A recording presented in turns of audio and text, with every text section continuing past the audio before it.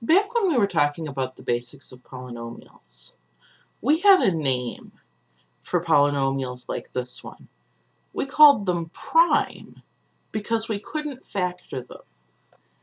In order to factor that polynomial, we would use the AC method, which tells us that we need to find two numbers whose product is 1, 1 times 1, and whose sum is -4.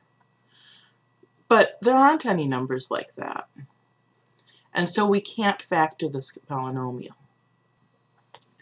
On the other hand, we can use the quadratic formula, or complete the square, to find two perfectly good solutions to the equation we get when we set that polynomial equal to 0.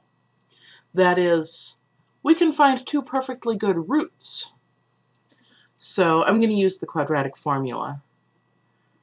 This equation we have a is 1, b is -4, c is 1. So the quadratic formula gives us x equals -4 plus or minus square root -4 squared minus 4 times 1 times 1 all over 2 times 1. So that'll be 4 plus or minus root 12 over 2. And then 12 has a perfect square factor of 4. Square root of 4 is 2. So we've got 4 plus or minus 2 root 3 over 2. Distribute that division and we get 2 plus or minus root 3. Two perfectly good solutions to that equation. Two perfectly good roots of that polynomial.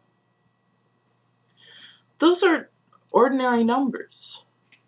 I mean, they're irrational, but if we put them into the calculator, 2 plus root 3 is about 3.73. 2 minus root 3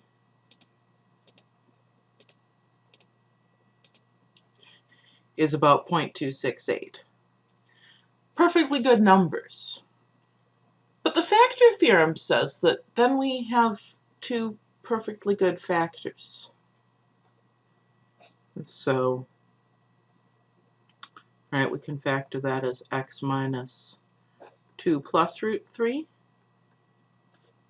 times x minus 2 minus root 3. And if we actually worked out that polynomial multiplication, we really would get our original polynomial back. This is not just trickery. So what's going on here? We were not specific about what we meant by that word prime. Typically, when we're referring to polynomials, what we mean when we say that a polynomial is prime is that we have a polynomial with rational coefficients that can't be factored as a product of rational coefficients. So we start with rational coefficients. When we factor, we get irrational coefficients, right? These numbers are irrational. We have another word for a polynomial that we still can't factor if we're allowed to have irrational coefficients. If we have a polynomial with real coefficients, we call it irreducible if it can't be factored as a product of polynomials with real coefficients.